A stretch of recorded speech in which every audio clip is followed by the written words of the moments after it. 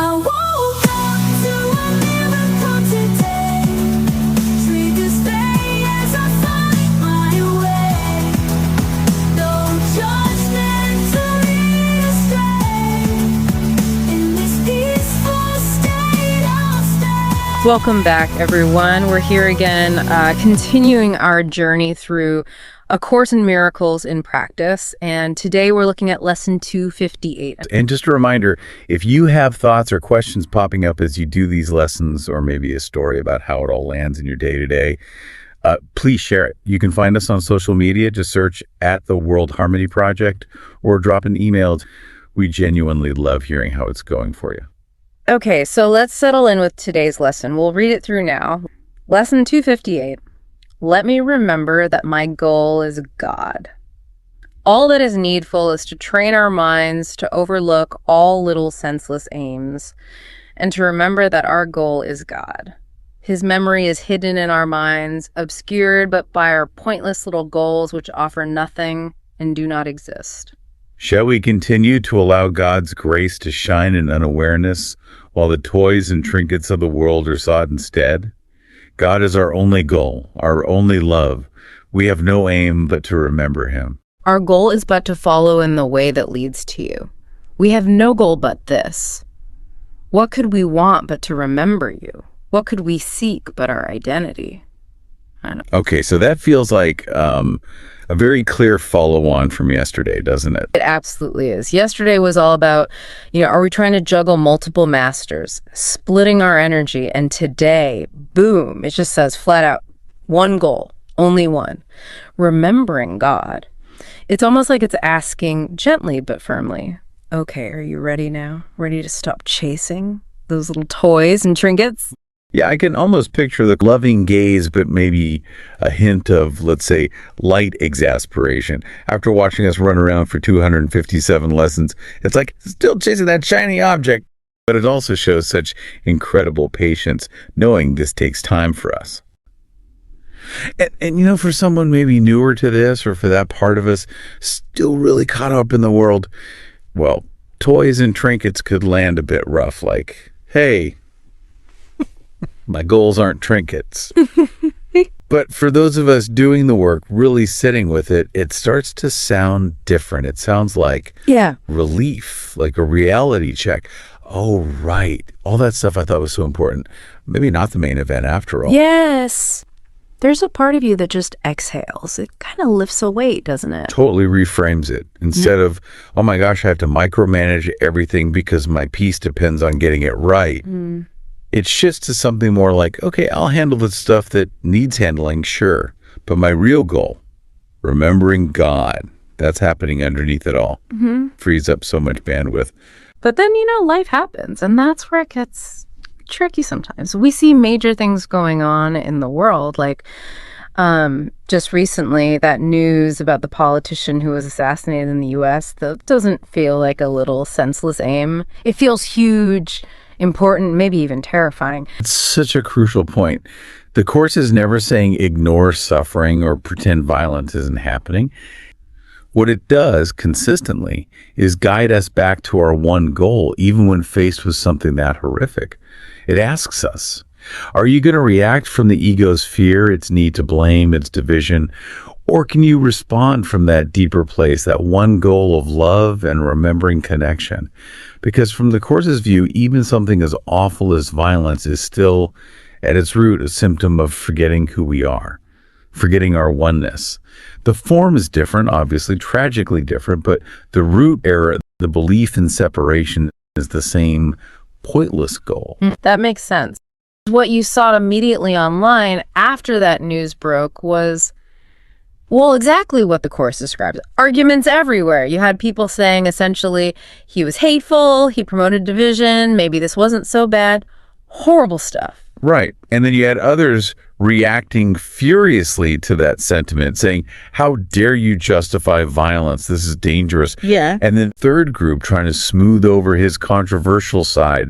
It just instantly fractured. Total polarization. And that's the ego, isn't it? Taking even a tragedy and turning it into fuel for this separation game. Everyone absolutely convinced they're right and the other side is irredeemably wrong. reinforcing the divide. And it's sneaky. The ego takes our genuine feelings like wanting justice or feeling compassion and twists them. So you get things like, I care so much about stopping hate that I'm going to absolutely hate this person or group over here.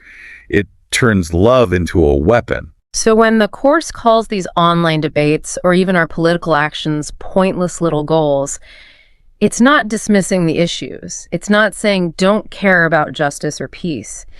It's pointing to the ego's specific goal within that activity, the goal of proving I am right, making someone else wrong, deepening the split. That's the pointless part. Yes, that's the core distinction. Yeah. And, it's tough because for a lot of us, the gut reaction is, well, I can't just say nothing when I see awful things happening. We want to fix it. But the Course isn't pushing for silence or inaction. No, it's about the source of the action. It keeps saying that action from love, from that place of remembering our connection, has way more power to actually change things than action from attack. It's a different kind of effectiveness. And notice, the Course doesn't give us like a 10-point plan for world peace or specific political advice. Why? Because that would make the illusions seem more real. Instead, it gives us these universal tools: forgiveness, looking past illusions, remembering oneness that we can apply to everything, whether it's a world crisis or, arguing with your neighbor about the fence line. It addresses the root. So it comes back to that inner check-in, pausing before you jump in. Asking, okay, Holy Spirit, what's the loving response here? What serves our one goal? I try to consciously look for some common ground. Anything. Do we both love our kids? Do we both want to feel safe? Finding that little spark of shared humanity helps me see them as a sibling, not an enemy. That's how I understand forgiveness in action. It's like building that tiny bridge. Which feels pretty radical these days, honestly. Finding common ground with someone you fundamentally disagree with, holding them as a sibling. The whole world seems geared towards picking a side and demonizing the other. It does feel radical sometimes. And again, it doesn't mean I suddenly agree with them or that I won't speak up about something important. But how I speak, where it comes from, that changes. It comes from wanting connection, not from needing to win or attack. There's a different energy to it. Okay, so walk me through that moment. You feel the urge to react, to defend, maybe online or whatever. What happens inside? What do those two voices sound like? Oh, it's usually fast. Like flash. Ego jumps in. Protect yourself. They're wrong. Set them straight. That defensive crouch. Then, almost right behind it, comes the other thought, the Course-based one. Wait. What needs protecting? Their words can't actually touch who you are? Listen past the attack. What are they really asking for? Yeah. It's like a constant little internal nudge or recalibration. Listen past them. I like that. Like trying to hear the music behind the noise, the call for love beneath the maybe angry words. That takes practice. It does. And strangely enough, sometimes the internet helps a bit. There's that little pause before you hit send. That tiny gap. That's golden. That's the space to choose. Love or fear. Connection or separation. A moment to breathe. You see your reactive thought just sitting there on the screen, Yeah. and you get that critical moment. Yeah, to ask, okay, is this actually helpful? Is this extending love? Or am I just trying to score points and feel superior for 5 seconds? Maybe I let the ego have a bit more rope sometimes, but crucially, the awareness is still there now. I know what I'm doing, even if I indulge it, which is huge progress. And that awareness is everything. The Course isn't demanding perfect behavior. It's asking us to notice the choice, to be aware when we're choosing the ego. That's it. And just having that awareness changes things over time. I find myself softening my words, deleting snarky comments before I send them. It just seeps in. So that's the lesson right there. Shifting the goal in that small moment. From win the argument to remember my goal is God, extend love. Even if it's just deleting a comment. And it connects right back to that line, shall we continue to allow God's grace to shine in unawareness? That phrasing is so powerful. Grace is already shining. We don't have to generate it or find it. Yeah, it's not hiding. The ego loves making it complicated, though. You need years of meditation, find the perfect teacher, all that stuff. Right. But the Course just cuts through it all. So simple. It's almost jarring. Makes you think of those cartoons, you know?